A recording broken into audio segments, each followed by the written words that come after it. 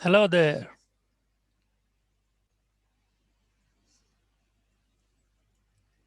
Can you hear me?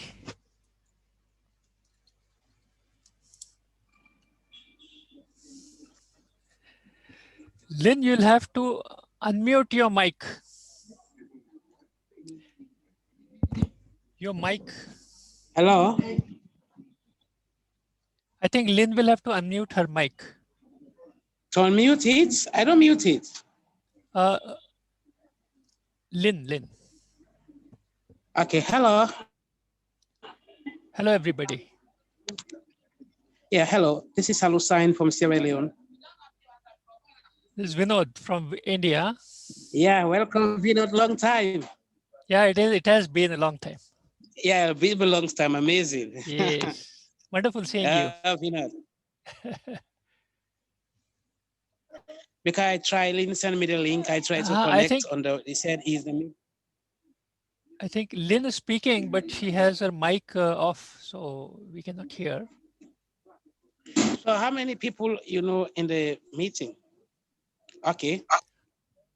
Okay. I'm not. Okay, I think maybe 10. 10 or 15 will be there. Wow. Yeah. Hello, Mohammad Hasnain. This is Vinod from India. Long time no see. Hi, Wendy. How are you? Hi. Yeah. Very good, thank you. Or why a little bit? Yeah. Okay. How are you? Hi, everybody. Hi. Everyone. I'm Alus from Sierra Leone, West Africa. I have a friend in Wales who is from Sierra Leone. Wow, amazing. Yeah, I'm happy.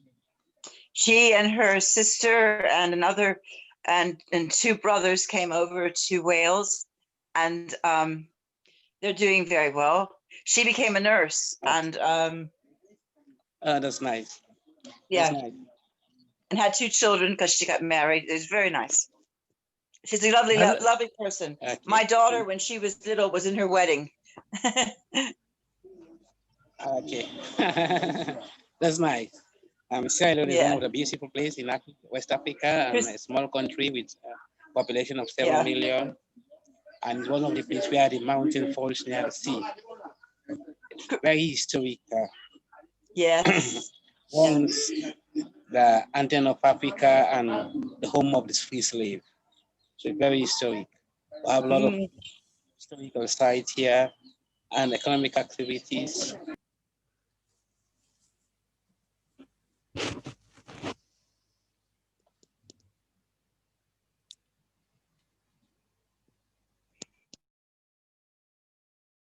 First, because it's very late in Oman, as it's late in India. And we have a friend who's listening. He doesn't necessarily have to be exactly here at this moment. And all of these things are important. So let's listen. Peyton, oh, good. Let's listen to people instead of speaking when they're speaking. You know what I mean? It's like we tell our students, it's very, very important. Hi, Fran. It's very important. It's very important to listen to others, okay? So we're going to start off with Fatam, because for Fatam,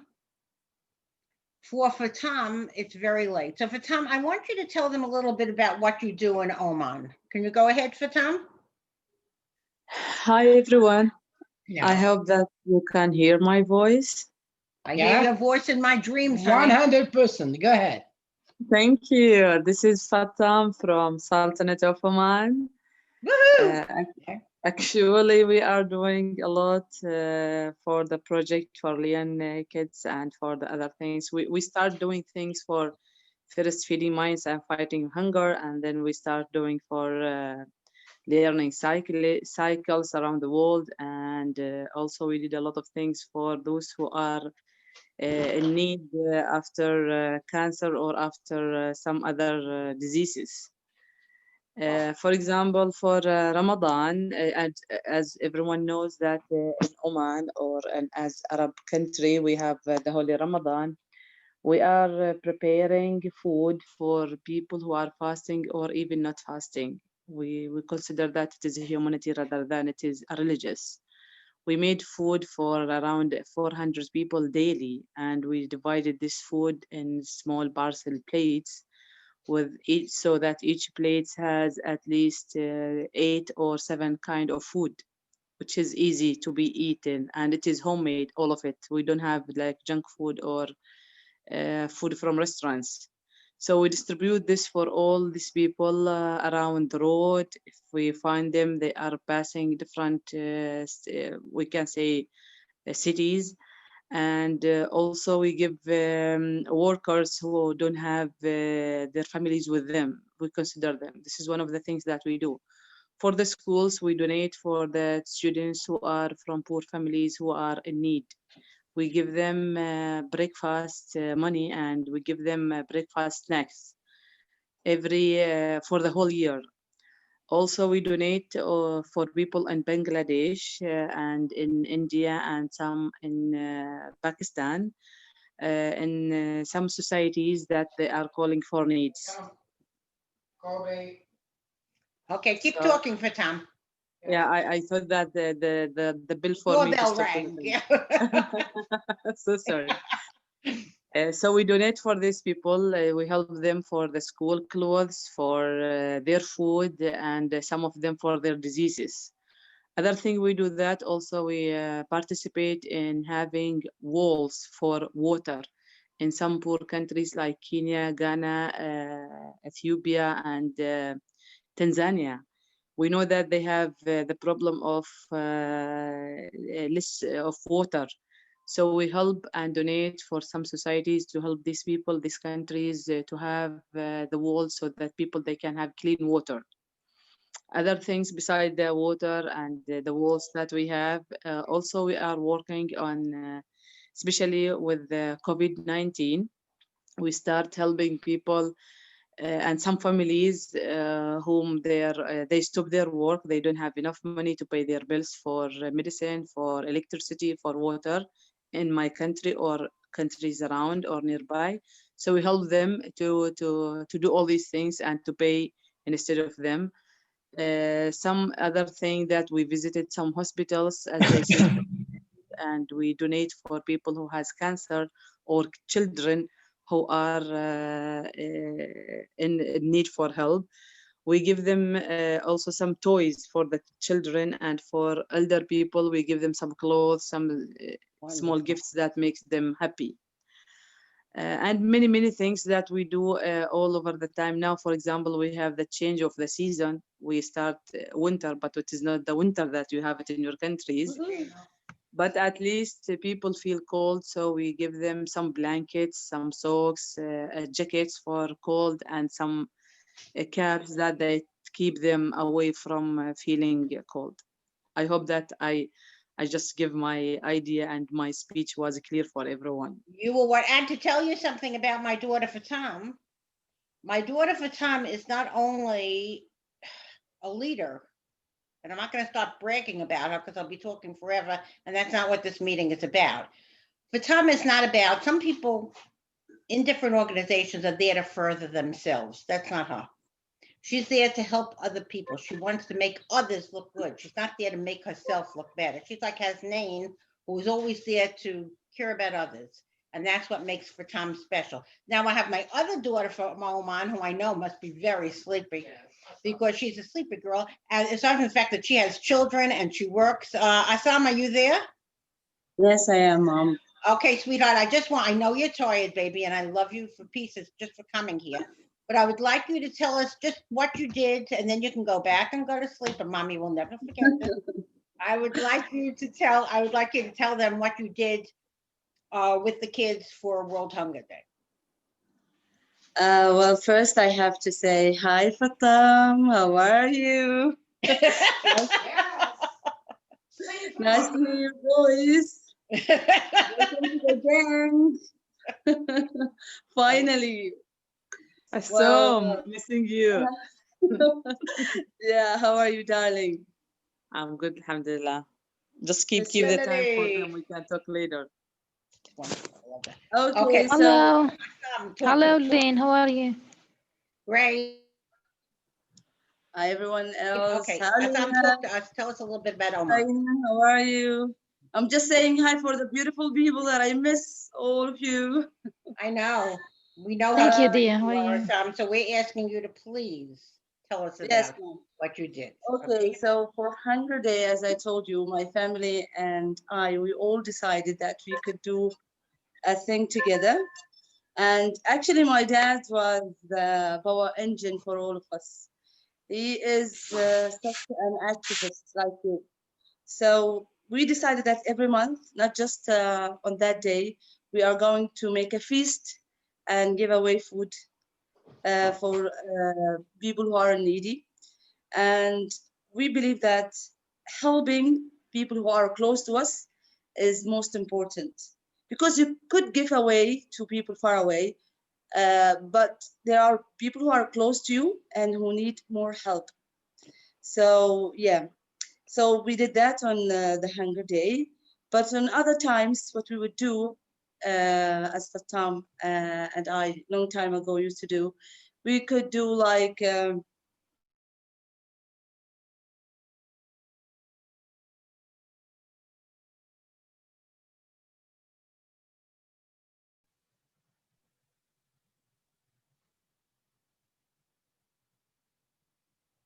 I cannot hear you. She has muted her. Right. I didn't. Somebody muted me. Okay. Well, yeah. So as I was saying that at school we used to do Fatam and I, and we continued doing that even last year, but we couldn't do this year because of COVID-19. So what we did, it's like the students would bring dish, a simple dish they made at home, and this dish would be even not just dish, it could be like tea, coffee, juice, and they would sell it with reasonable prices, not like simple prices, less than even $1. And yeah, and this money would be given away to the poor students who are in the school itself. Uh, and this would be given for them like for clothes and for their daily, like let's say the things they eat every day. Yeah. So yeah, and because of COVID-19, we couldn't do all of this.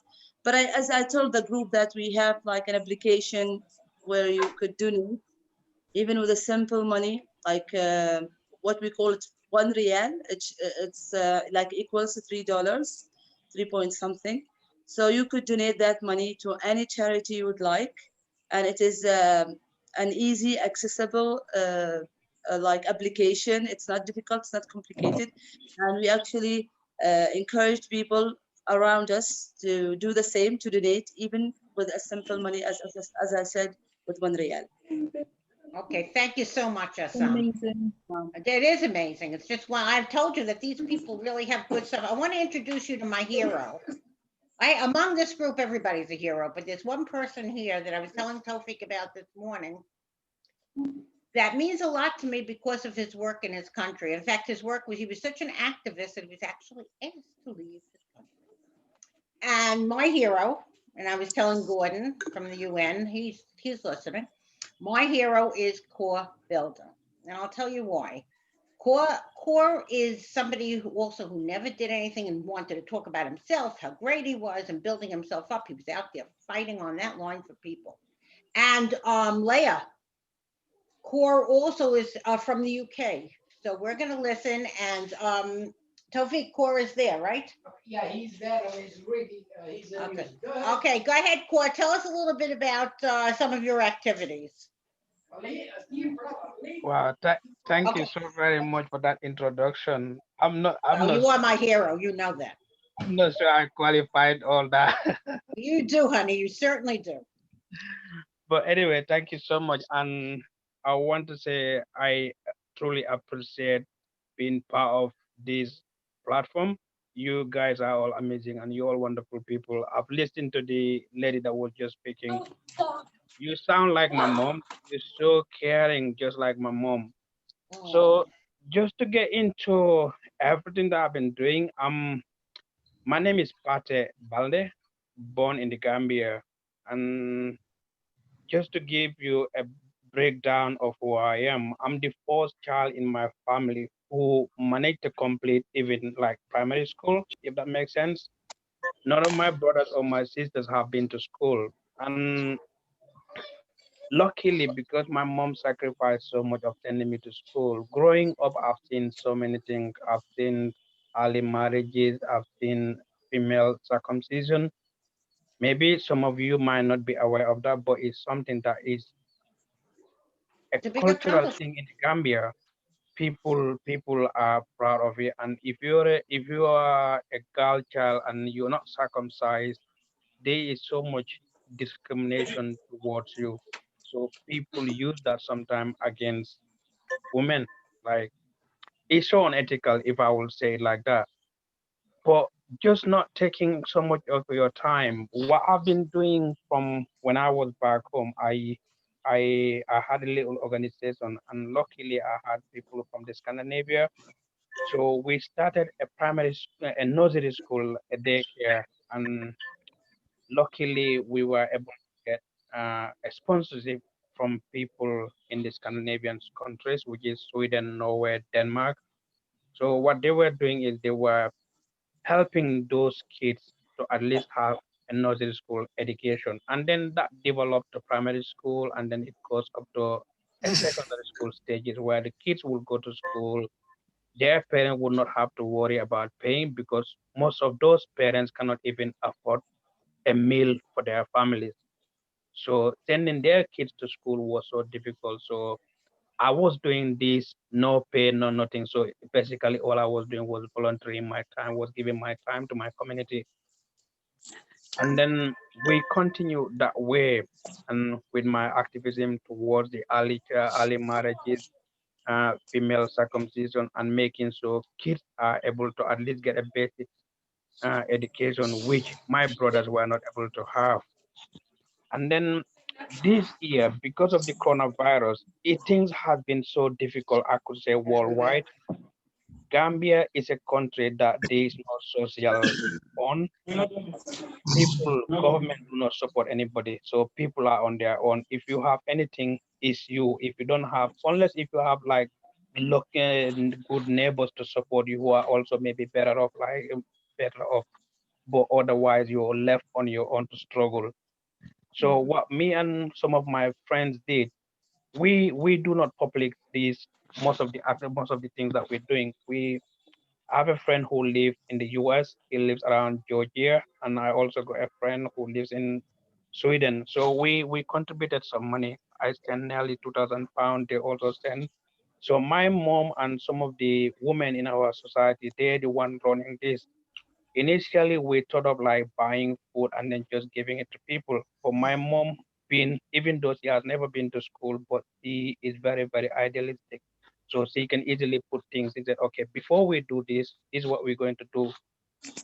Within the community, she went around and said, okay, if you are better off so and so, can we put this? So all the money that we gave them, they buy food, they buy different things, and they buy vegetables. So literally, it's like a food bank sort of.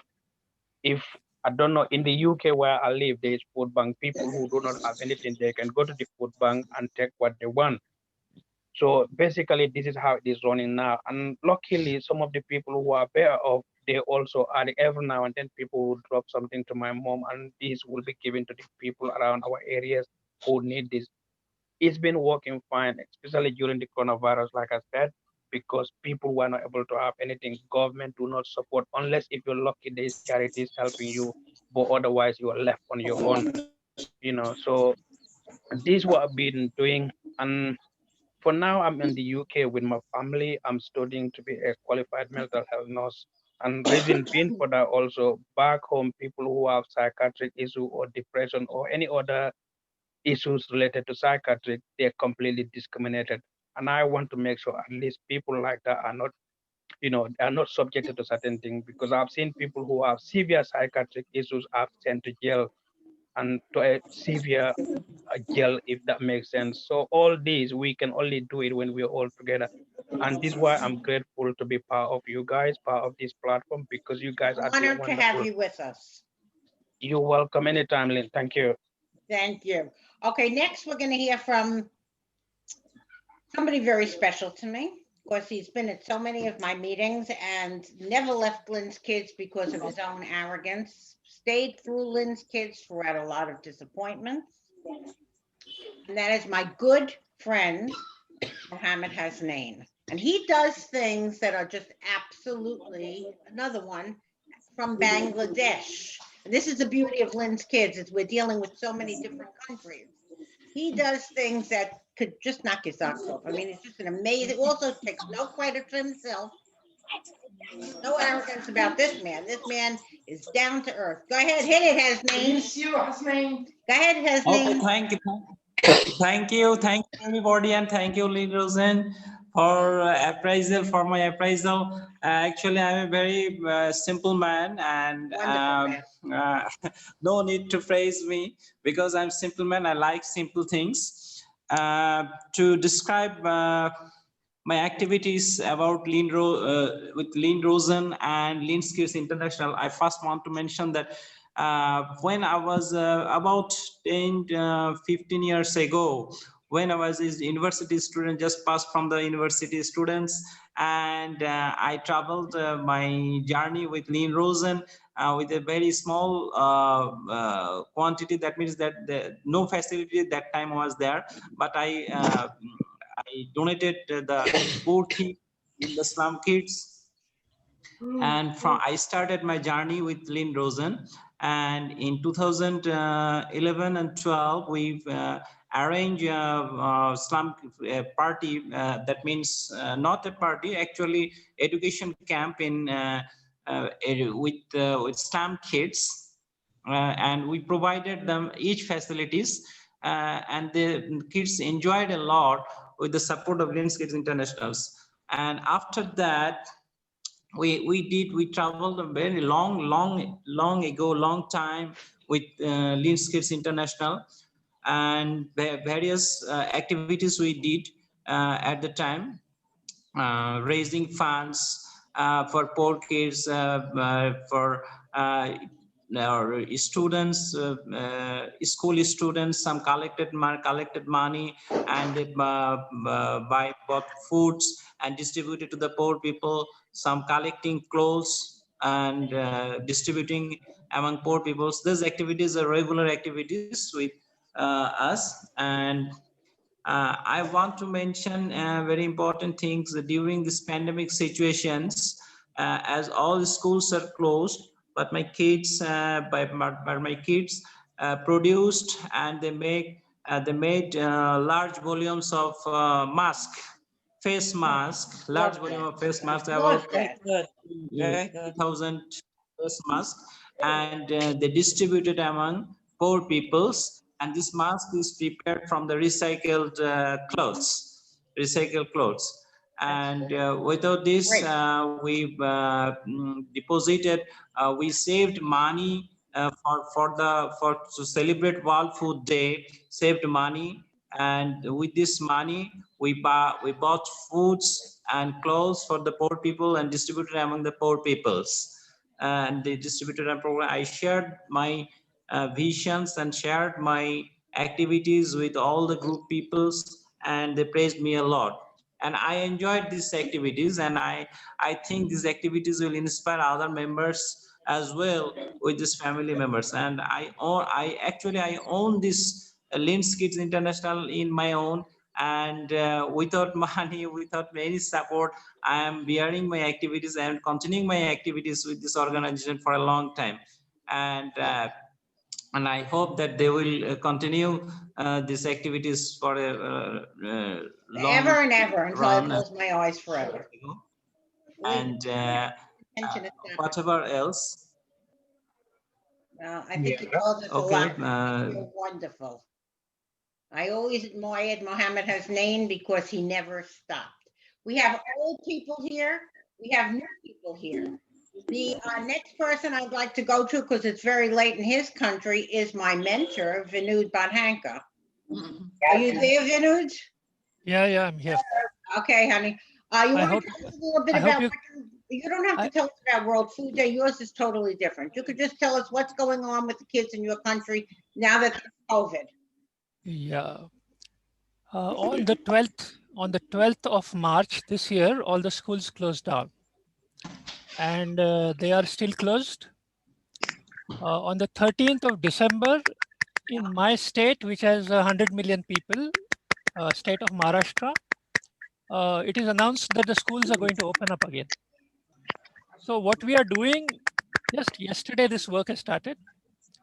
We have identified 25 schools, and by the 7th of December, we'll equip them with the temperature sensing equipment, then the oximeter sensing for the kids every day. Wonderful. And we'll be giving them the foot pedal operated hand wash dispensers. And in India, in these schools, there is a series of taps are there, and the kids tend to drink from the taps. So we can't have them sharing the taps. Of course So not. taps will also be changed over into foot operated taps.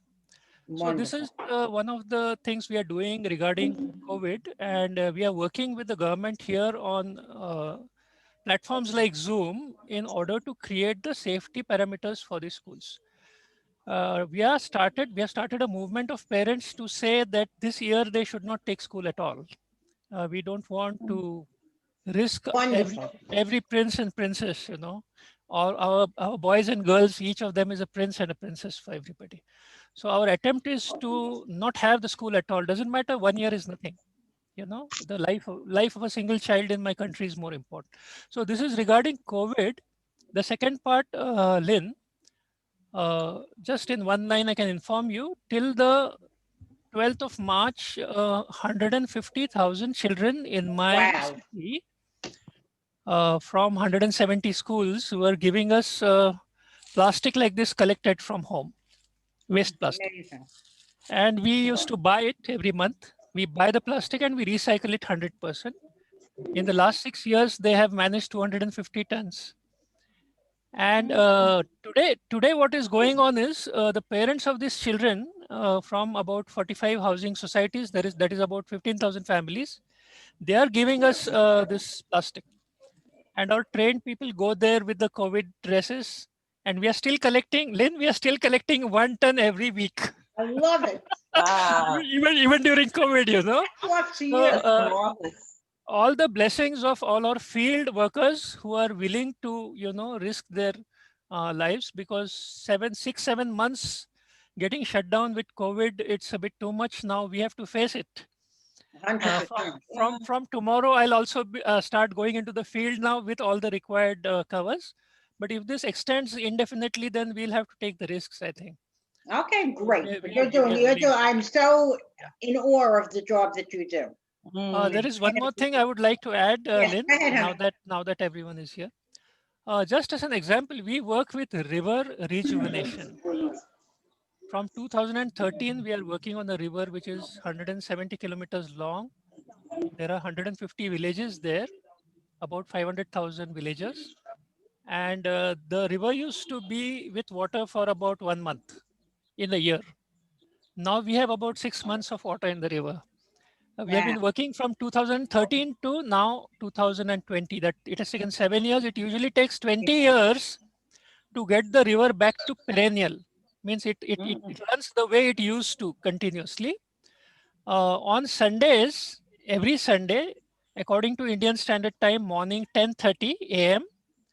Last 25 weeks, we have been having people from different rivers give a talk for 3 hours about what they're doing on that river.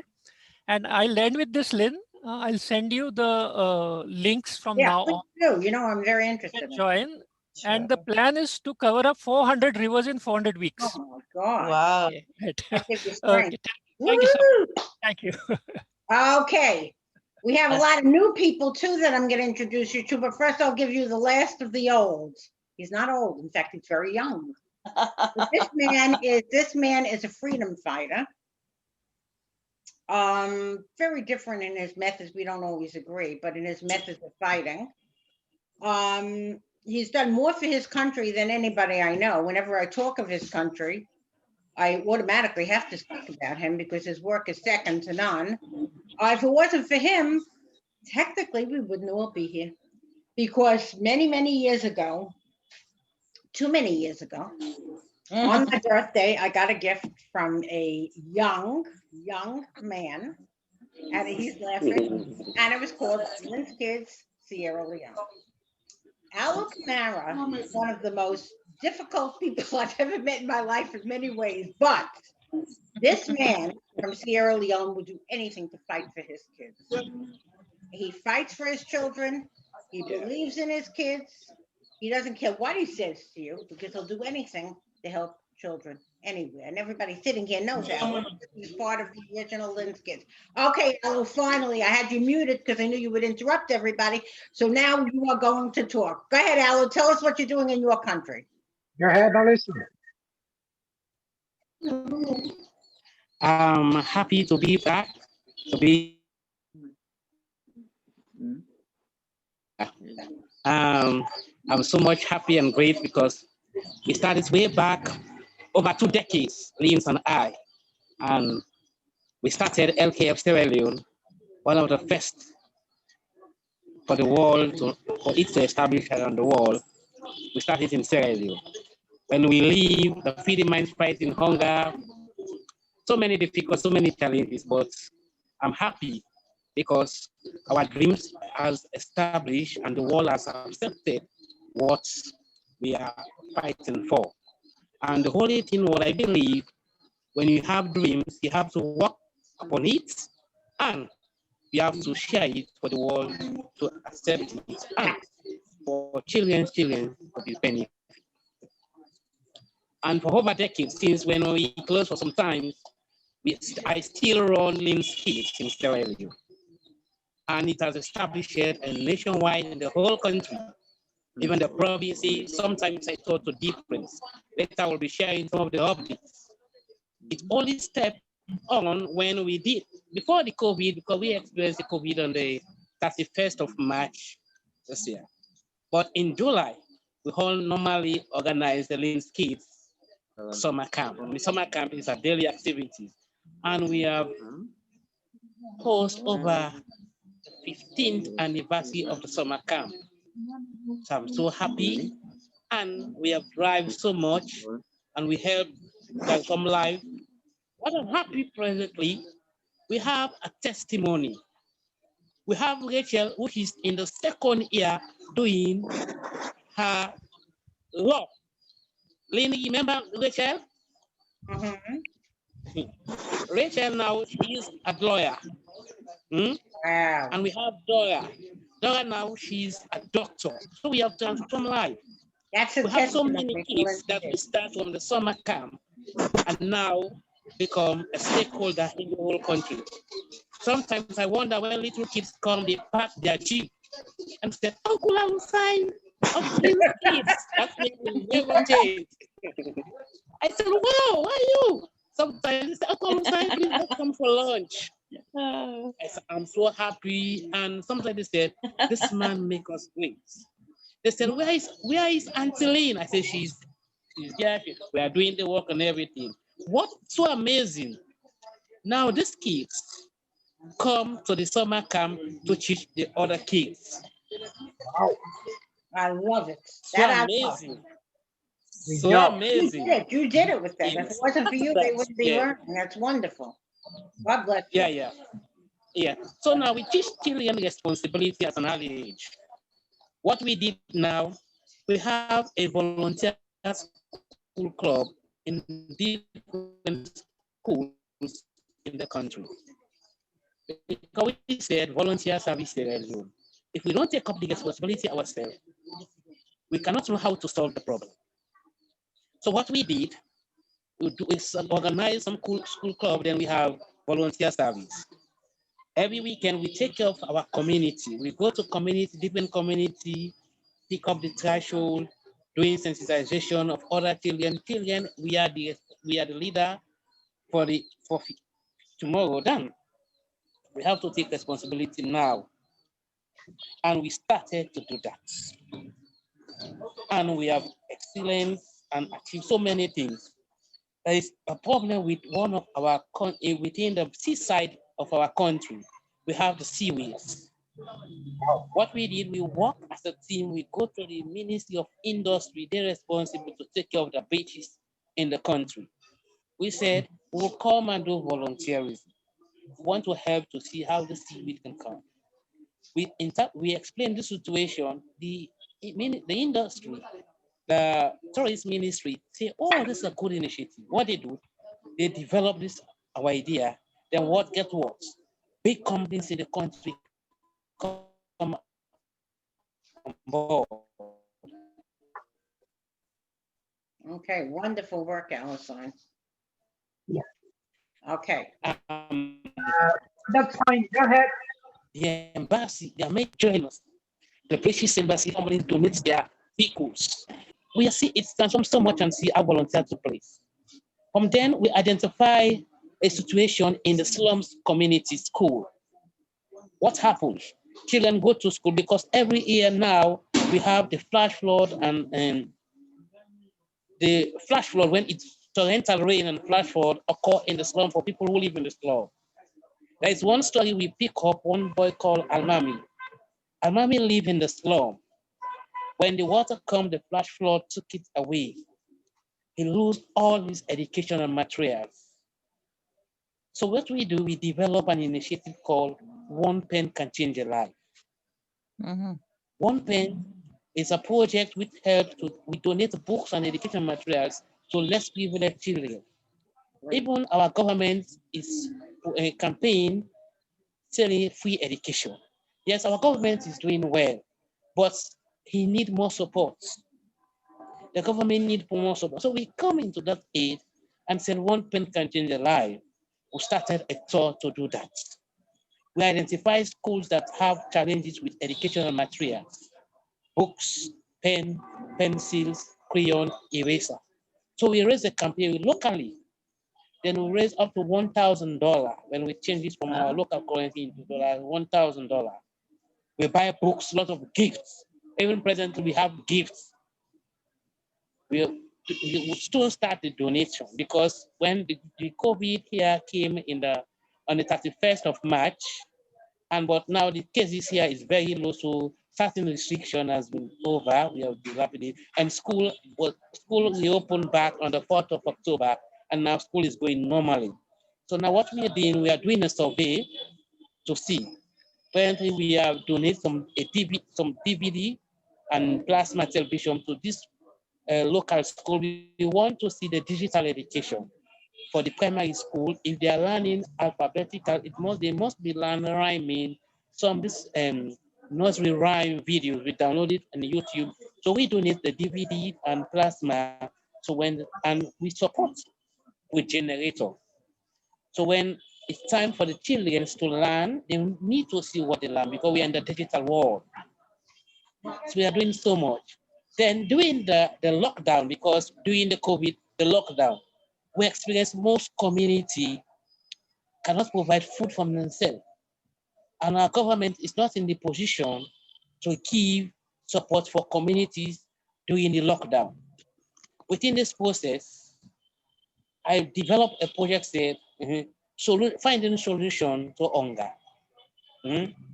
Finding solution to hunger, we go into the rural community, we ask for land to do cultivation. And in those rural communities, women engage in local farming. But they need more support and they need more sensitization and more empowerment to upgrade them. What we did, I developed this project and share it, and we have a crowdfunding on the internet. They support this project and we implement that project. Now we have 5 communities that's having that project. What we did, when one community starts the farming, what's the yield, the profits, we buy another seed and donate to another community. Wonderful. That's now women's youth in the community become employed. Women, the local women now have knowledge. We invite some specialists from the Ministry of Agriculture to come and teach them and train them how to take care of their crops and how to manage the crops because the lack of this initiative and how to do a sustainable farming. So you see, so we did that, and now they are in the second phase because we did that during the rainy season. We did that for vegetables that sustain during the rains weather. And then now it's time for vegetables. They are doing a cultivation now and do that. So we are providing now a seed bank. Whatever this community harvests, they have to donate some seed to us, and we have that seed, we have to go and empower other communities. Another phase, we come to poultry, local poultry. In the rural communities, many homes raise fowl, chickens. These chickens, what they did, the chickens, they did to support their children for their education, but in a very local way. Even they don't have enough site to protect them, like a pole where they can host them. So when we did this, we identify most families, homes in those rural communities have their chickens, they sleep together in the parlor. Some have some little pot, which is the cup, but they have challenges. Wild animals, sometimes when the fowl are laying their eggs, the snake comes and swallow this eggs. So these are the challenges. So what we are doing now, we have a space of 2 acres. Now we want to provide poultry with local chicken, which we call the country fowl. So these communities, we ask them, we need to have these local fowls and train them how to breed them. So now we are doing that. Soon maybe I can share some videos. Some of these fowl, we train them and we support them with feeding, because if they don't feed them, they will go to the bush to search for food. And when they go to the bush to search for food, their life become exposed to wild animals or snakes. So what we did, we support these families. We support these families with food for the chickens. So we support every month, we support them, and they have food to feed the chickens and the hens. So with this now, it becomes sustainable development.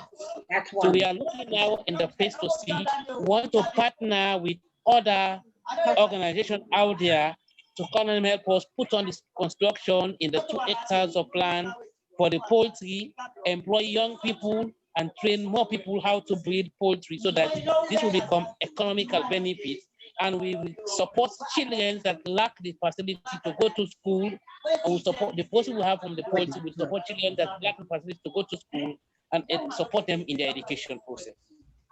Okay, Alan, we have to give other people a chance to talk too. But thank you for showing us all your accomplishments. Tofik, mute Hasnain and Alu now, because I'm hearing a lot of background noise. Okay. Now I would like to introduce Fran Shannon. Is Fran Shannon there? I am. Okay, honey. Fran Shannon, I left New York for last because we're always doing something. I mean, we don't just sit back. I mean, even if we can't see each other, our minds are rolling. And to keep up with this woman isn't so easy either, although I know how difficult I am. Okay, so Fran and Lynn started very many projects. George was supposed to be here, but I guess he was tied up with work.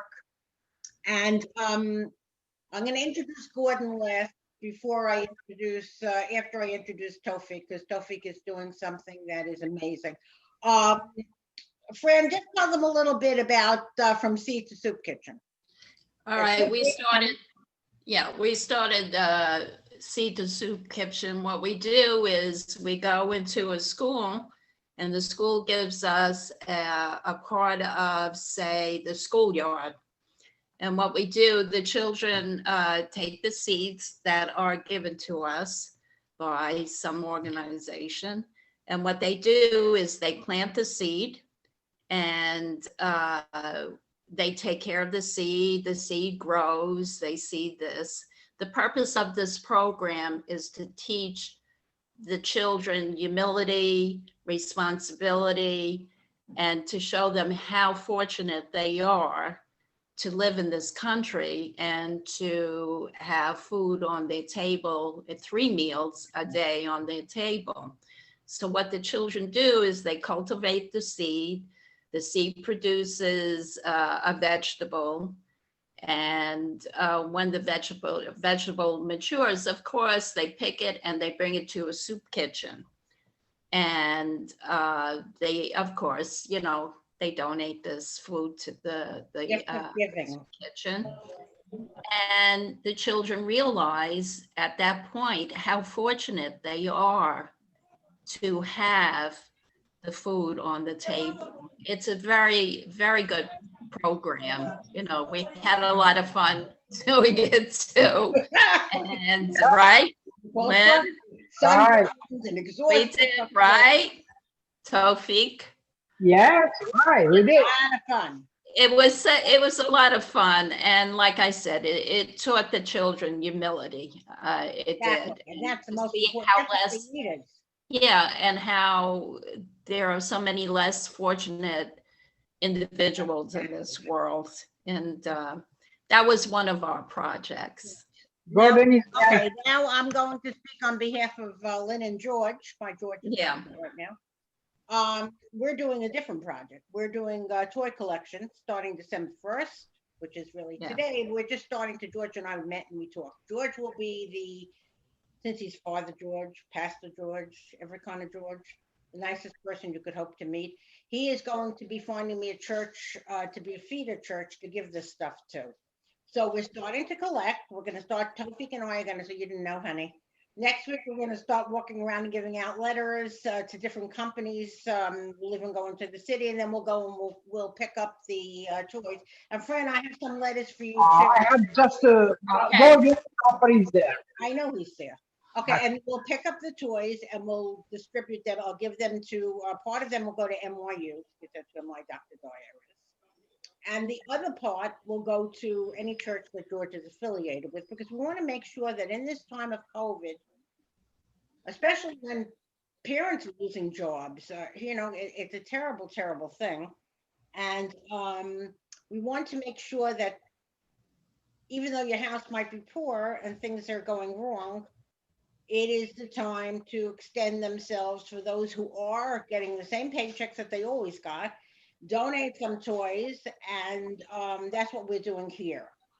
Now, without further ado, since I'm doing New York quickly, New York does more than everybody else. I don't have to go into every single project. It's not about me. It's about, I love you, Tom. It's not about me. It's about all the work that's being done all around me.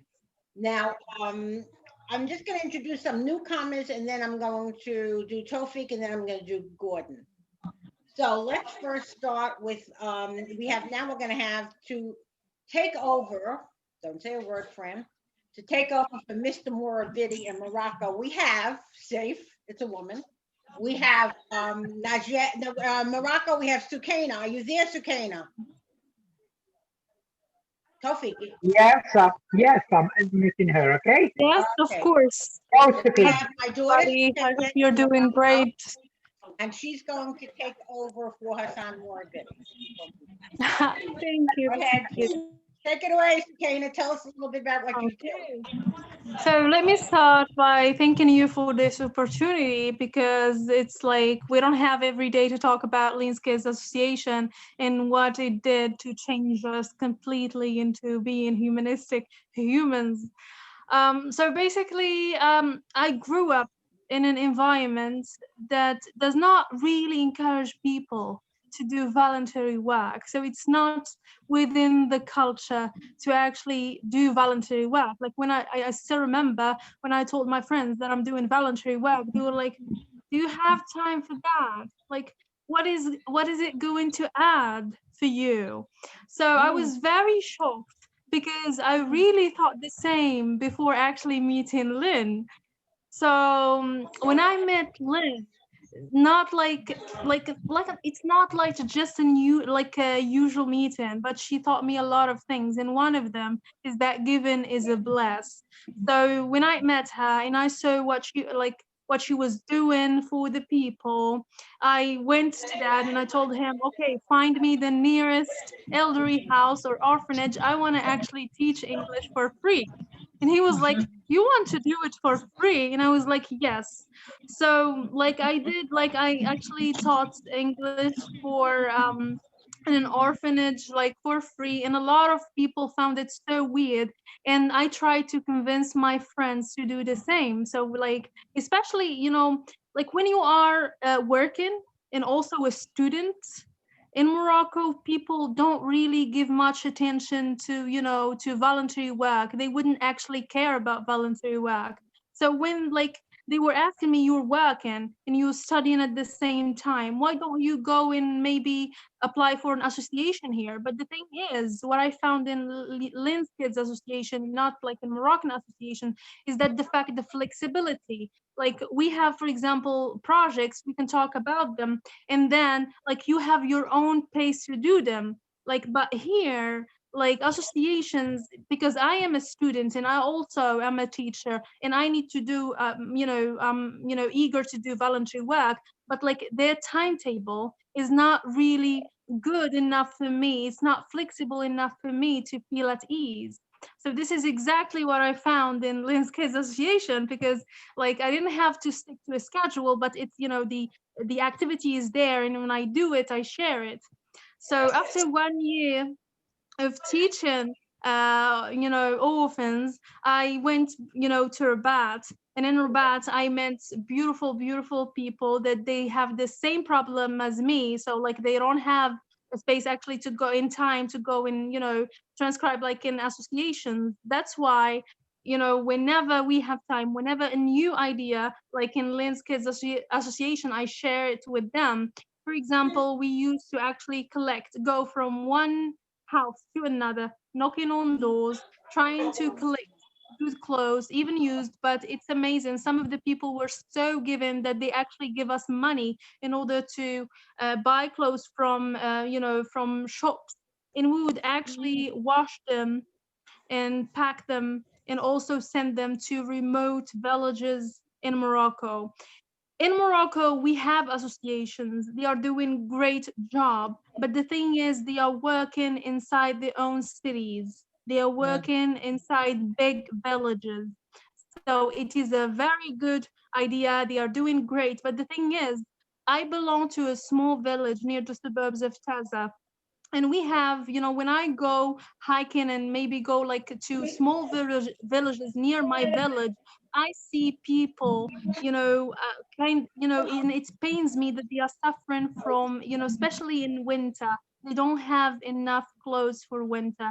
So this is the idea that I got. Like when I went there, I got this idea and I said, why not? Let's do it. And then I got back to the city and I told people about this.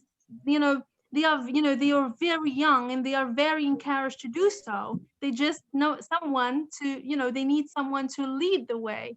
So like people on weekends, they would actually rest and everything, but we would go and to a very big square in Rabat. We call it Sunday Square, because a lot of people actually come there and sit on the weekend. So we'd go and collect money. People would think that we are big in something, but we put like a logo saying that this is for charity, and they would act and this is one way to educate people about voluntary work. And and they said, like, do you do it just for free? Like, why would you do it? And it's like, we need to be helping each other out.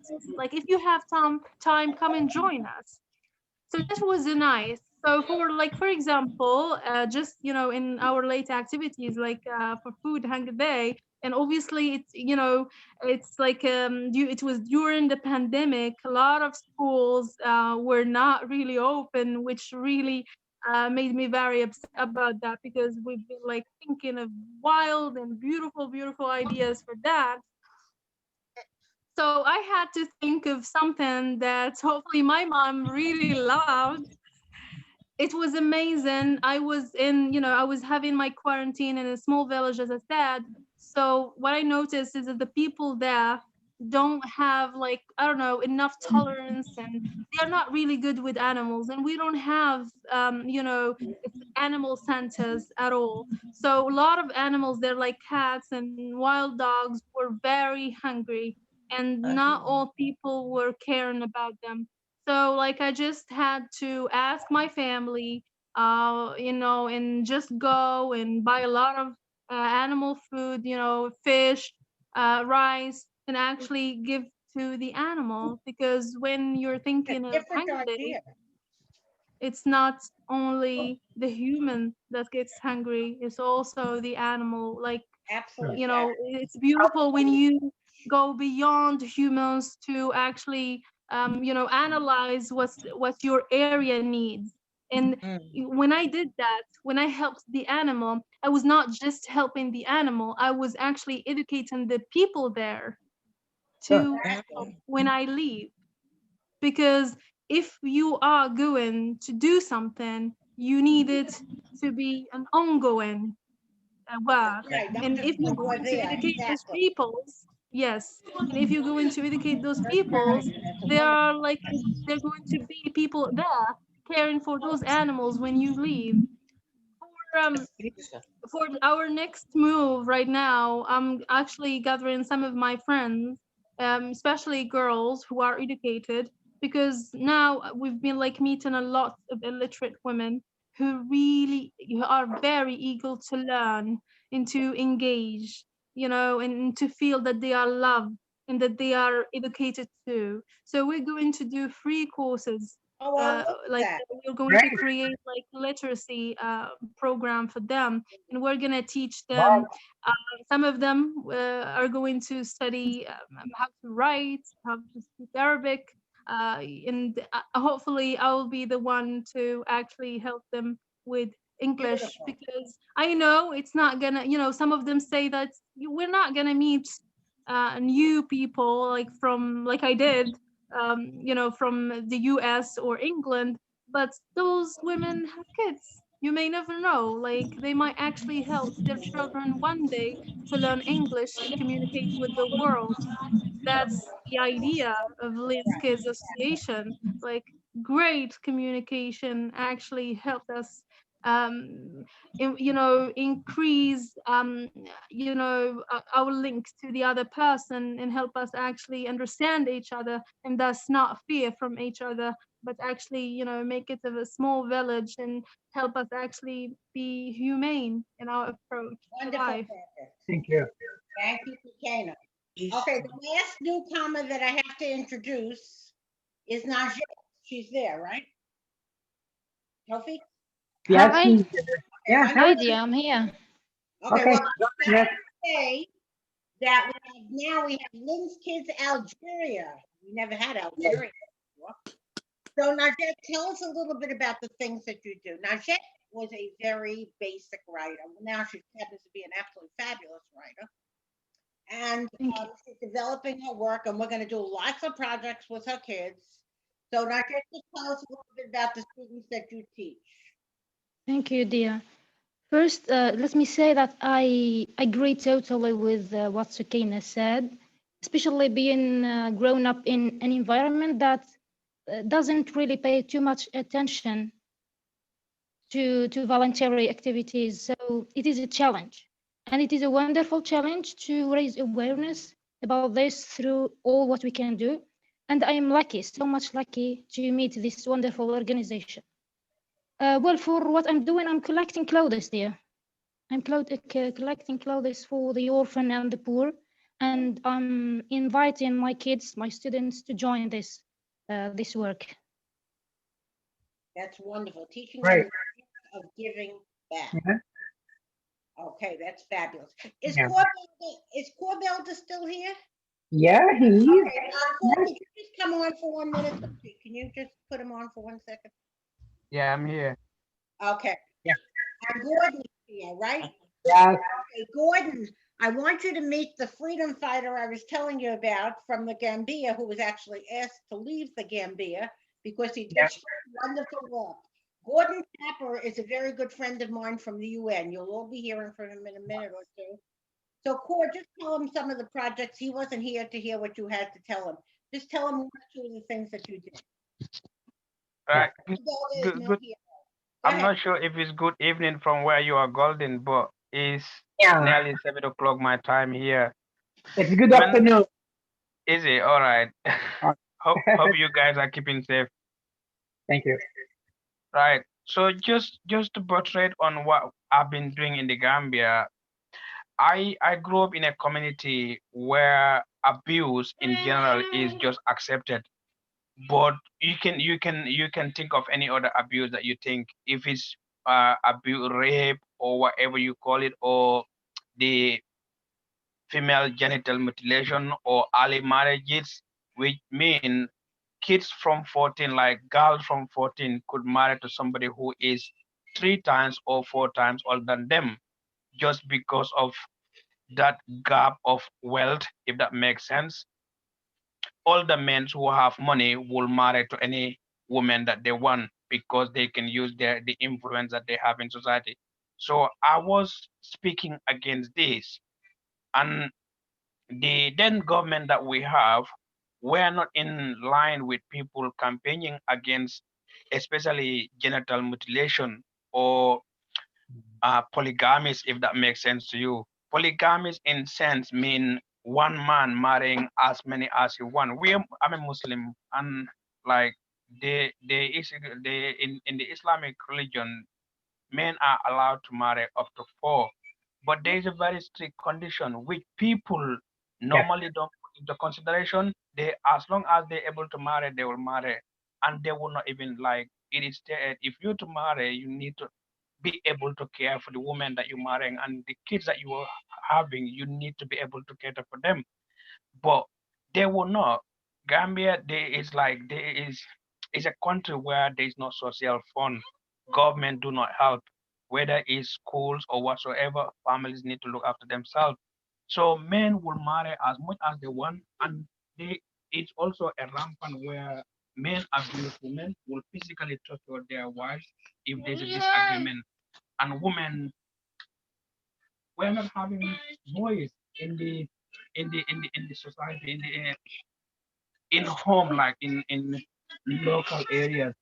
Men are the ones that are dominant, are the ones who will say things, and then the aggrieved women will not even be consulted if there's an agreement to be made. And I look at it in a way. My mom, who was able to sacrifice literally everything, send me to school, look after my brothers, look after my sisters, and then in turn, that woman will not be giving a voice in that house. I thought that was so unfair. So I was speaking against this. So to just to cut the long story short, there was a rape case that involved one of the senior government officers, which I reported, and I managed to get evidence because I risked everything. I went into this older guy's house with a digital camera. I was lucky enough to have a camera with me then, so I used it. I went to his house. I met him there with two girls who are age 16 and 17.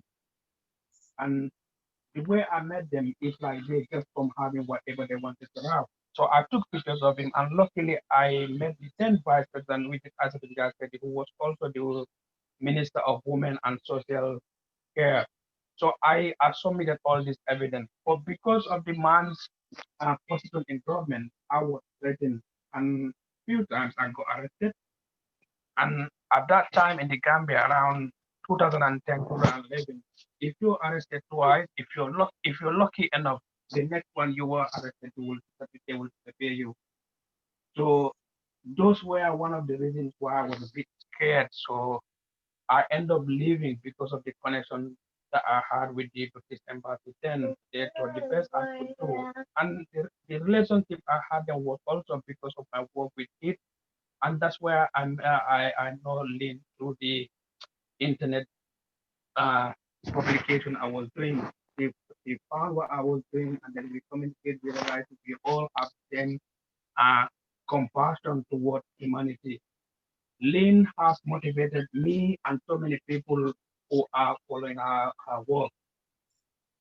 So my work with kids was also in Gambia. There are places called Burfoot. It's a well-known area for Burfoot. Most of the people who live around there are people who are deprived, who literally cannot even like a dollar meal, if that makes sense.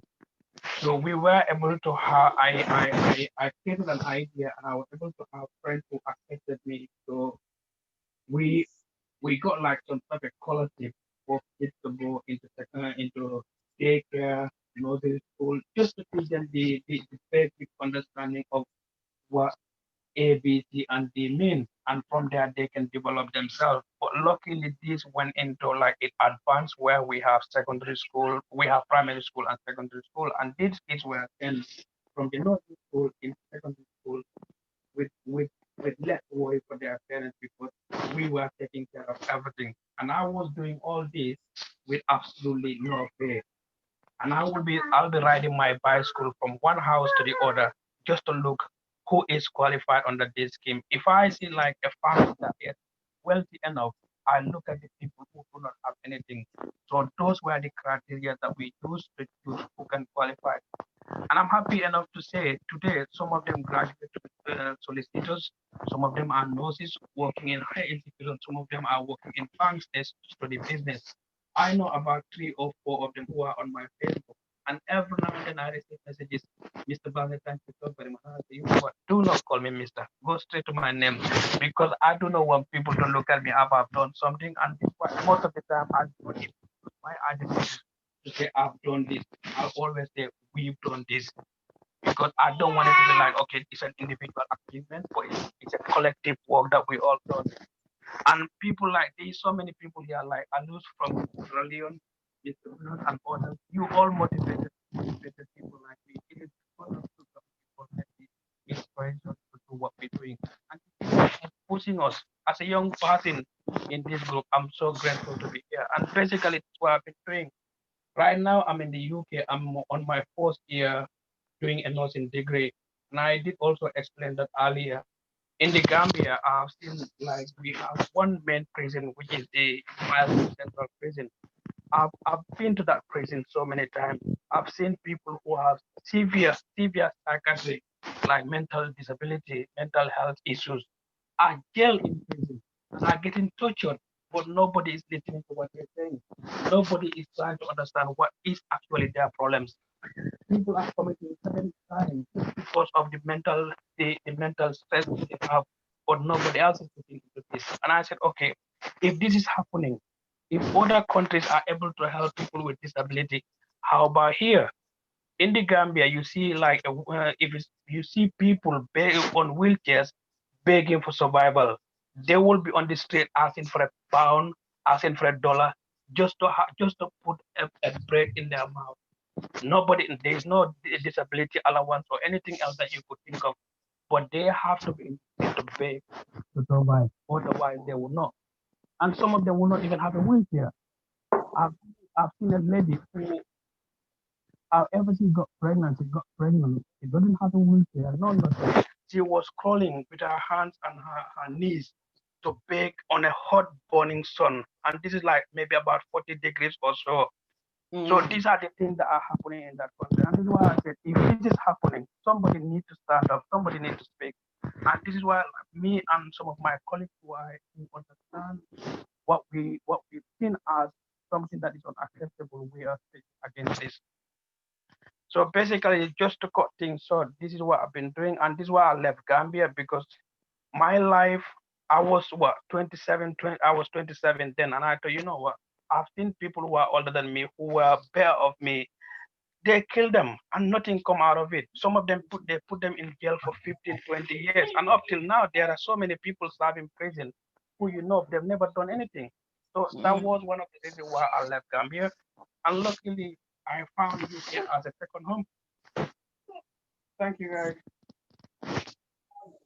Thank you for sharing twice. I'm sorry to bother you twice, but you are my hero. It's absolutely fine. And Lynn, you might not know, my elder sister who had that, uh, when she was giving birth, had issue complications because of the female genital mutilation. She actually passed away. I don't know if I mentioned that to you. And I'm not the only one who suffered about this. So many I'm other sure people that have been there was victim a of few this. years that really got to me, and that's I never took credit for anything, and that's why you're my hero, because you didn't take credit for it. Yeah. Okay, that's Keep why. motivating us. Thank you so much. I You're think welcome. it's important to hear your story. Okay, Now, Lynn's kids in New York, I introduced Fran. I talked about George's involvement. I'm doing another project that I think Fran knows about it. I'm not 100% sure, but whatever. I can tell you there are only 20, there are 24 hours in the day and I work 20. I figured, why should I only do that? There should be 21. So I'm involved with doctors and nurses against COVID. Are you crazy? So I said to him, no, because what they do is we meet like, we're meeting tomorrow night and we talk about different projects. We lobby against the senators because these nurses and these doctors do not have what they need to fight against COVID. Yeah. So they don't have the materials in the hospital, which to me, Gordon and everyone else is a total shame. So I'm part of Doctors and Nurses Against COVID. Anybody else that asked me, so whatever. If you can't get into schools, I'm also going to be teaching 3 volunteer courses. And I left the best for last, but he's coming. I'm going to be teaching 3 volunteer courses for New York Cares on reading, on writing, and the third one, believe it or not, has to do with meditation. I mean, I'm like the least person to teach meditation, but what I could use meditation, so I figured for those 45 minutes, I can calm myself down from all my craziness. So that's what I'm going to be doing for them. So you see, we also have very now. I'm going to introduce my rock, the person who has been there through my hell and back, which you can see by now I'm out of it.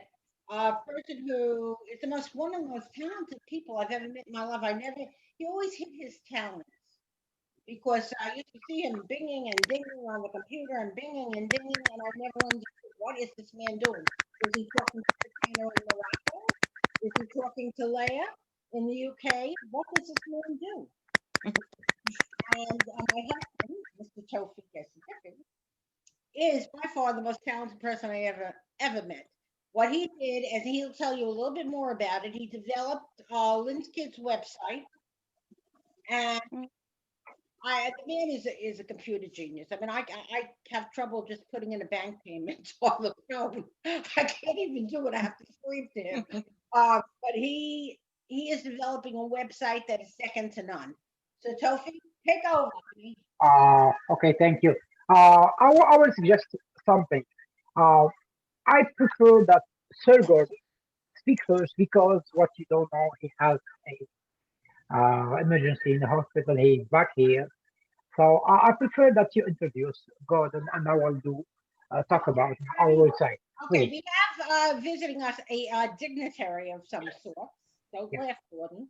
And that's Mr. Gordon Tapper. He is just one of the most wonderful people. I mean, everybody here is wonderful. He runs a foundation, and more than that, he's part of the president of the African Congress of the UN. And Gordon is looking for some music. He'll talk to you. Go ahead, take it away, Gordon. Welcome, sir. Okay, thank you very much. I have great admiration for Lynn and Tuffy.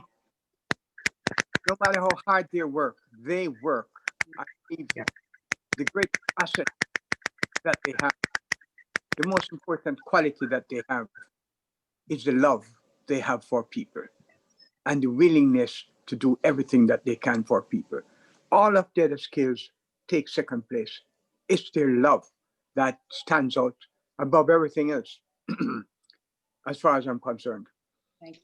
Anyway, thank you for inviting me. I've listened to the lovely young ladies, Sukaina, Najet, and of course, Balde talk about what they're doing.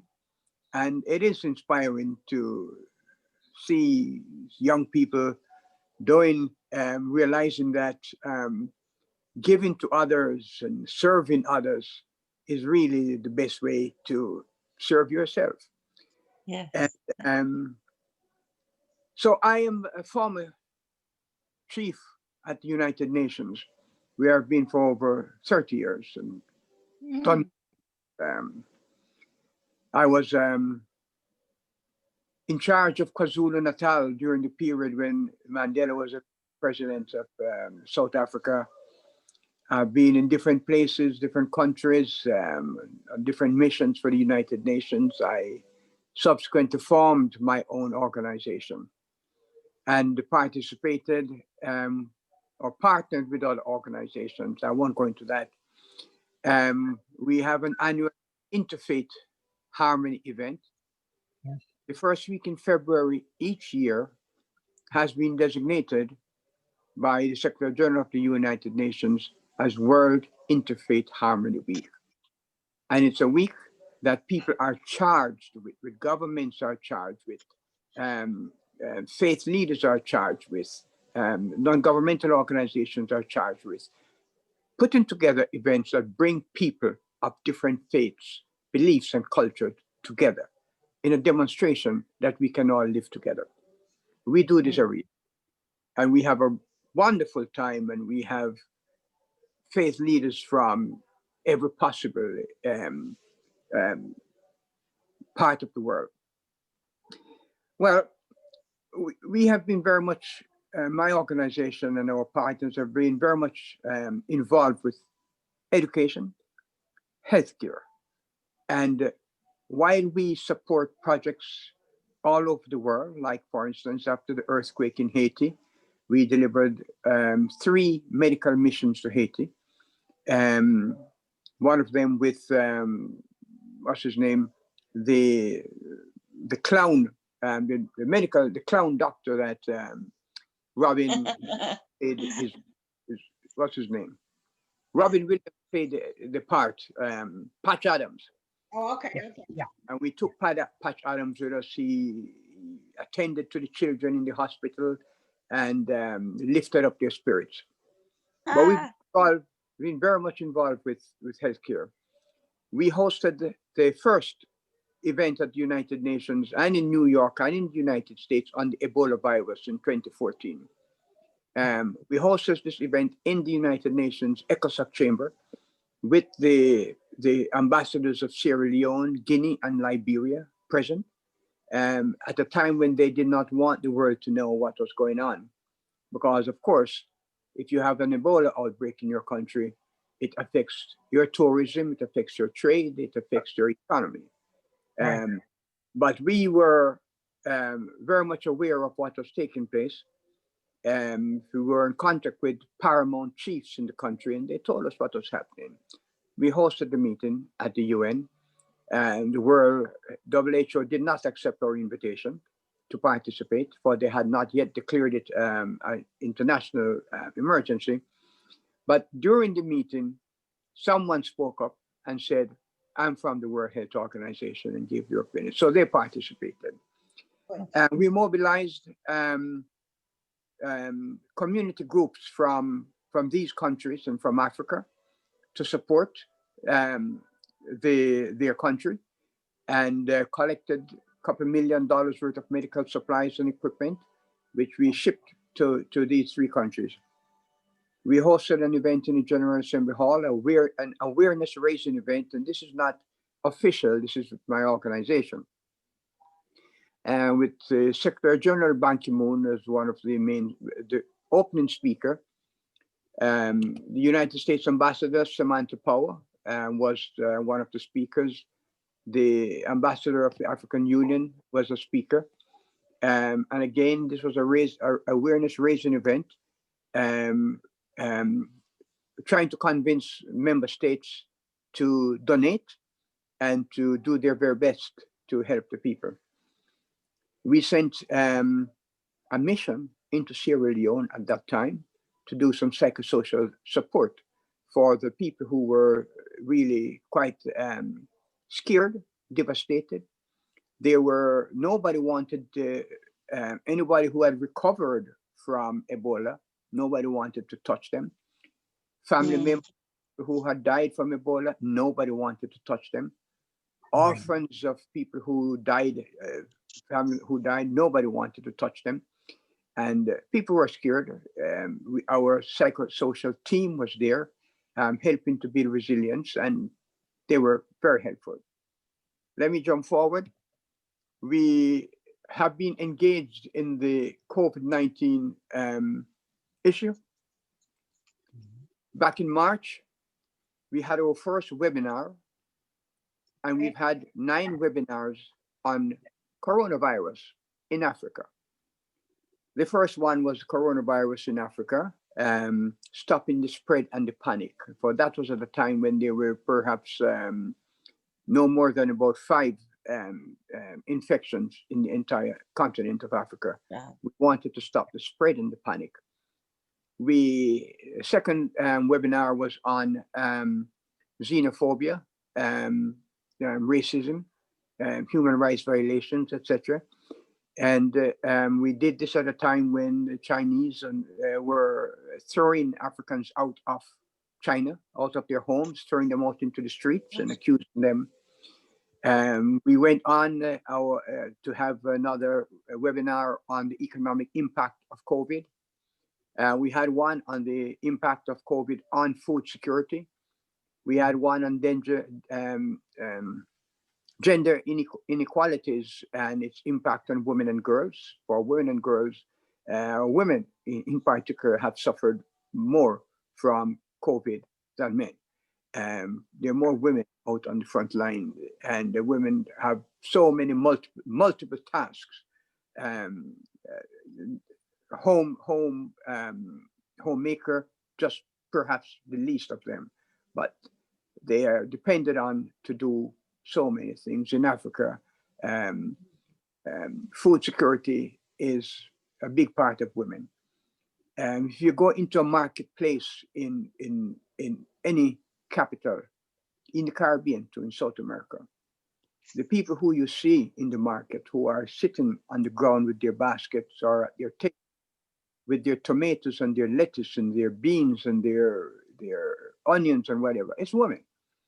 And they're a vital part of this process. So they're affected very badly by this. So we've been having all of these webinars on COVID. We did a mission into the Democratic Republic of the Congo in South Kivu, in a community, a mining community called Nipe. And we were invited by the Catholic Church in Butembo and Beni, and we collaborated with the University of Butembo to do psychosocial training and community engagement and issues like that. But in Naibibwe, the community and the hospital asked us to do a project for them. We raised funds and we hired a number of women to make masks, and we distributed thousands of masks to the community.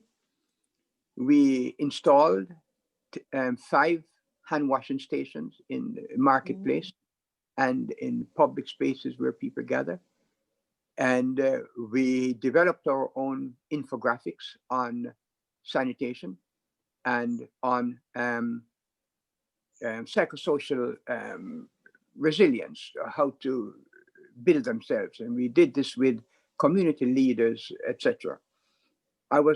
We were delighted that at the end of a 2-month period, they had the community leaders had an evaluation, which was on Zoom, and at which point they told us that they were so happy that they escaped the ravages of COVID-19. That was then. I don't know what's happening now, but they did not have anyone who died from it, and they attributed to what we taught them and how we taught them to wash their hands in the hand washing stations, and the infographics that taught good sanitation practices, etc. So we were very delighted with that. But our organizations realized that in Africa, one needs to do more than provide masks, that there is a structural problem where healthcare is in concerned. And the healthcare infrastructure in Africa is abysmal. If you take If you take South Africa and Nigeria out of it, they have the worst possible, the worst healthcare structure around the world, sub-Saharan Africa. So we decided that we wanted to impact on a permanent basis, and decided that we would develop a project to provide the remote, rural, underserved communities with mobile clinics. Wow. And a mobile clinic can be based in one urban area, and they can go out. On Monday, they go to community A, and Tuesday, to community B. They can serve communities in a wide range. The people of the community will know that on Monday, between 8 and 6 in the evening, we can go and take care of our issue. Apart from that, people would be going without medical attention. They would be walking miles. They would be traveling on the buses for hours to hospital or medical centers. So we thought we could take the clinic to the people. Mm-hmm. Also, that we would be building and upgrading medical centers, clinics that are in existence, part of our objective. And how do we plan to do that? We will be hosting a virtual global concert. Can't wait. On the 16th of January. It was originally scheduled for this week, but it's on the 16th of January, where we have performers from all over Africa. We have a number of performers from South Africa, including the very popular which is sung Jerusalem. You all see people dancing to Jerusalem. You see you see doctors, you see everybody, school teachers and kids dancing to Jerusalem. And so we have him. We have from Senegal, we have from Cameroon, we have from Nigeria, we have from Sierra Leone. We are, as the information goes out, there are people who are calling us. Botswana wants to participate, Chad wants to participate, and naming different singers. So we will be doing this. We will be having a 3-hour program. When the major thing about this is our partner is Viacom.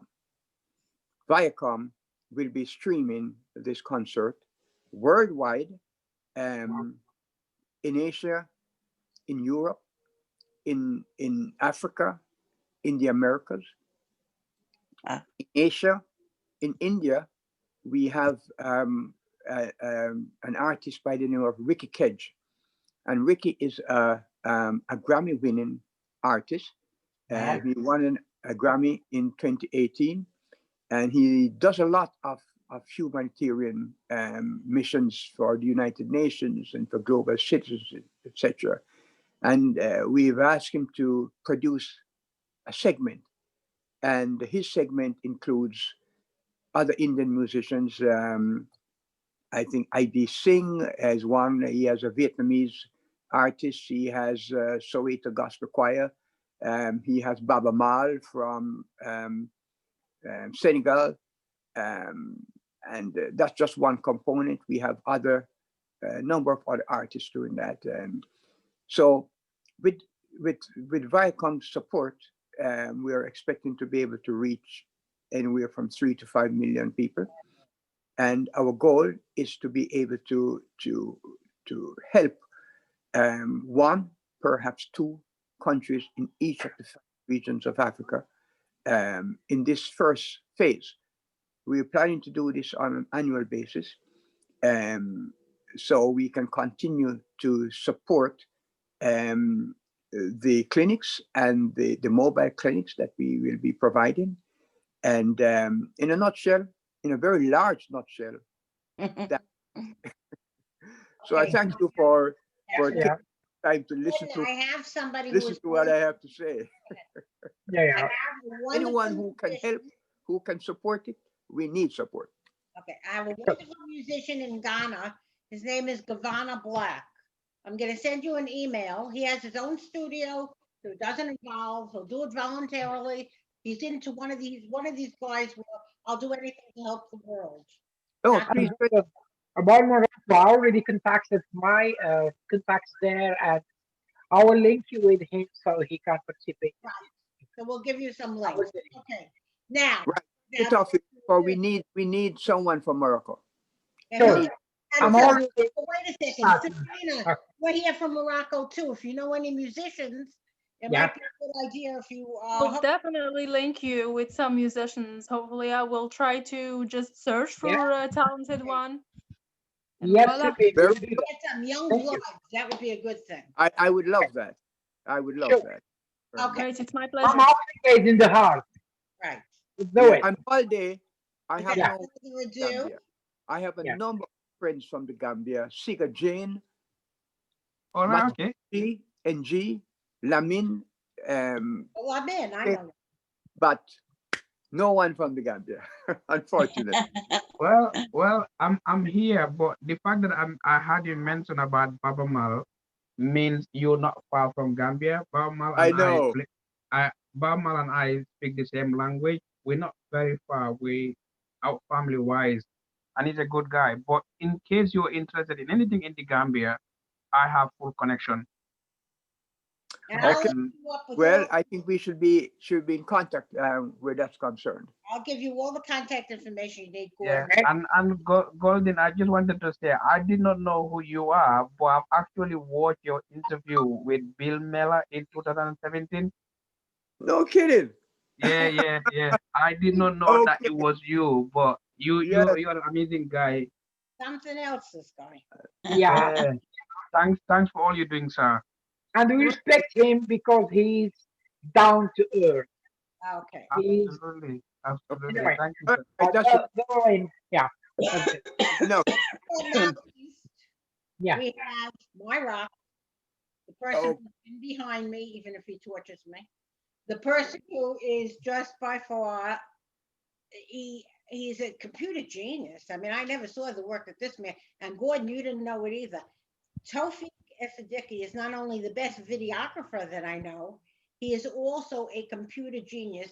He created Lynn's Kids Web. You'll all get a chance eventually to get a chance to see the website. We're going to ask you for pictures from your country of kids doing activities. We're all going to be active on this website. Eventually, we're going to teach courses, but we're going to leave that for later on. Hit it, Tofik. Yes. Thank you for giving me the stage. Anyway, I'm not torturing you, by the way. Like everybody. Okay, I'm preparing the website. We used to have website. I mean, before I met her, she used to have several websites talking about her activities. I mean, cover. And frankly, it didn't work at all. So anyway, when I came here, we did a lot of work, okay, but uh, it didn't really reach big audience. We only use Facebook, anyway, some social media, and once we started these Zoom meetings, I guess at the start of Corona, okay, pandemic, we created those Zoom meetings first just for kids because, as you know, at the start of Corona, our kids couldn't go to their schools, classrooms. So I think and I thought about those kids should learn something from home, and it started. So we started for kids, then for women, then many other fields that we already Lynn Rosen have already there started. So Zoom opened the way to more work and more uh, facts that we are now working in. We started working on since the start of Corona. Anyway, I will share with you the website link later. Okay, so this website uh, has quality to include everything about what this beautiful lady, this lantern, this restaurant for all activities. I mean, social cause. Uh, we will include this with all activities we started lately and before.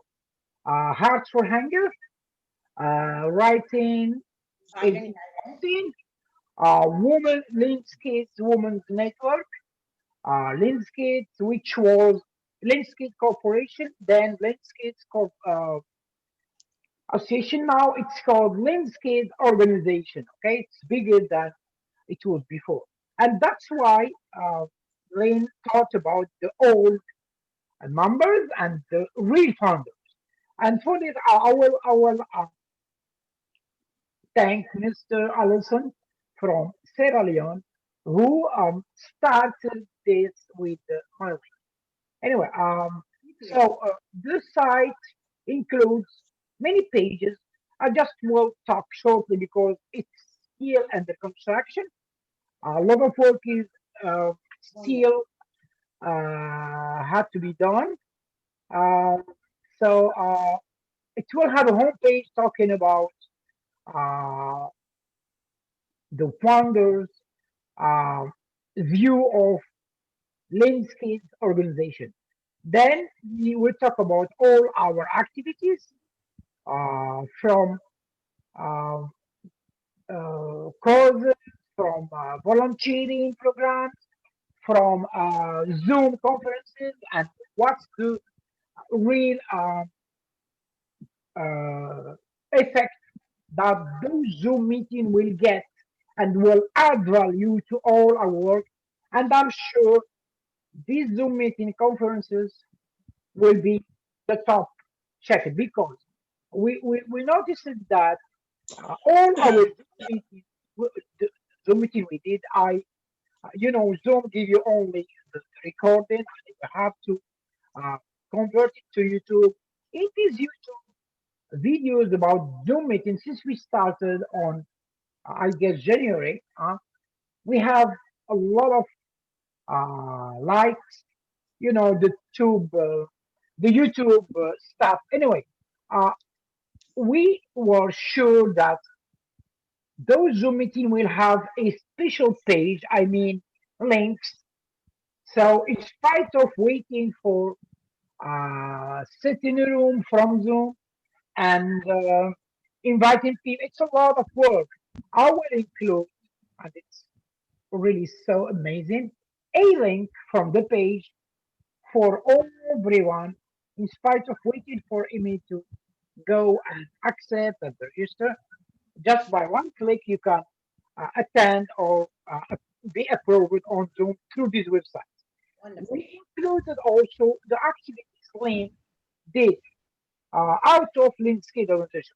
Because Lynn has been in Morocco physically, okay, many times, and she knows a lot of people before I met her.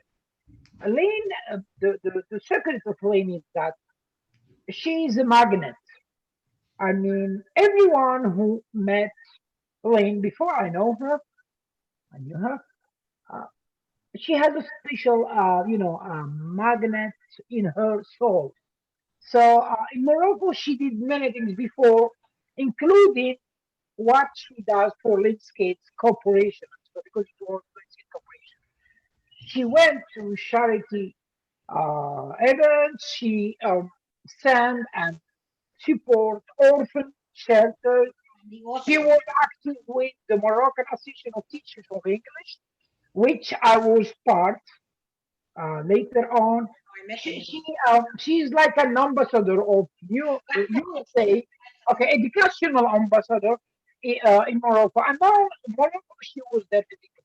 But also in Africa, as you have mentioned here, a lot of African brothers and sisters still have get in touch with her, and this meeting really will be the sparkle of a landscape organization spread in the future. Anyway, there will be also page about donations. I will talk about donations. Donations for many people here, I guess, out of US, because US have this culture of charity, social work, donations. It's so I noticed that many people when they see the word donation, they I don't care, but they usually say, "Hey, they collect money." It's not. Hey, One I children. learned from Lynn, and when I came here, and from many other brothers and sisters in other countries, this is how we make things go Every forward. every NGO has a donation button. Yes, we have now Sir Gordon from the UN explaining to us what they did. It's amazing. So anyone I want to belong, there will be a link for inviting people. No one is forced to donate for landscapes but not only for in landscapes. Lynn, I will tell you something about Lynn, and she will laugh about that. Lynn not only accept donations, and she invests her own, I mean our own income from to donate to others. Out of my pocket. That has been my donation. It's been my money. Yes, no one knew that. That's the whole She gets back all what she Of course. paid. You cannot imagine the books. I will tell you the books she is publishing. I will tell you, and she will stop me. Okay, she wrote over 500 books. She doesn't know that she wrote about this book. She tells me not, but you know what? She doesn't know how many books she wrote because there are many, and those books income she had before because she published through Amazon. In Amazon, when you publish a book, you can do nothing. Just send the copy. They will make everything and they put it on Amazon and not for free, of course. And they give you only a royalty, and the rest of the benefits goes to these minimum royalty. She receives. You know what? She didn't put her in the bank or in her pockets. She gave for charity. So all these books, Amazon gets 70% from those books publishing, and she only gets anyway. So these websites, I thought about putting those books content on this website, and I was going to pay especially called the authors founder of Linsky organization. We have a lot of them. Yeah, a lot of them. I said 500. Yeah, Leah sitting here. Leah is one of the authors. Anyway, I will be short. I won't not be Now, hanging out for you. There are many other things on this website. Okay, this website have two options. You can just watch and interact with us through watching or just checking, or we can be member. What does mean member? Free member. We don't ask anything for being part of our website, which is Linscape's organization. Uh, there was a newsletter. We are working on newsletter for the website as any website, uh, company with sharing or any activity.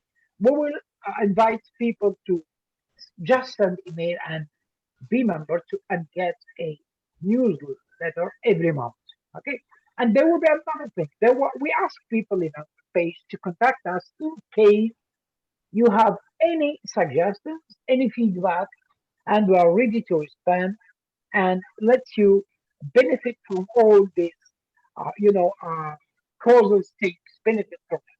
We will have also a invitation to attend courses. I mean, e-learning for kids, teachers. I mean, students, teachers, not only here but all over the world, especially Africa because she loves Africa. She will invest there. With some courses will be free for people who can't pay, and some courses will be paid, of course. But with everything, a e-payment, I mean electronic, you can just consult all the courses, available courses.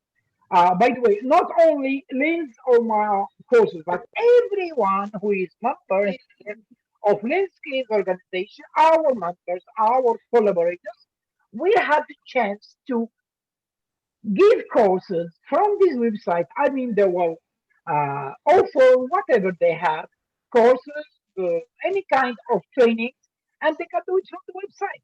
And from this website, we offer the Amazon platform we have, like this we are using now, for free for the collaborators, our friends, teachers, or whatever. We can talk about teaching. We can talk. I don't know. Maybe Cobel, I will talk about. Get back to that when we get Anyway, and last but not least, we will have sharing thoughts page. In this page, we'll have a forum, special forum. It's a professional forum that we can gather anytime, 24 hours, and just share our thoughts, share suggestions, share anything that will benefit for people, for kids, for women in trouble, for everyone through this forum. And there are a lot of things we are thinking of to share. Anyway, here is the link. It's still under construction, but here is the Echo, link for the meeting is a our genius. website. Okay, so just Absolute genius. yeah, Google Drive here. Okay, so that's it. Okay, thank you. Okay, well, I'm sharing the link. Please, Okay. please give me a second. Did About you type it? Can you type it?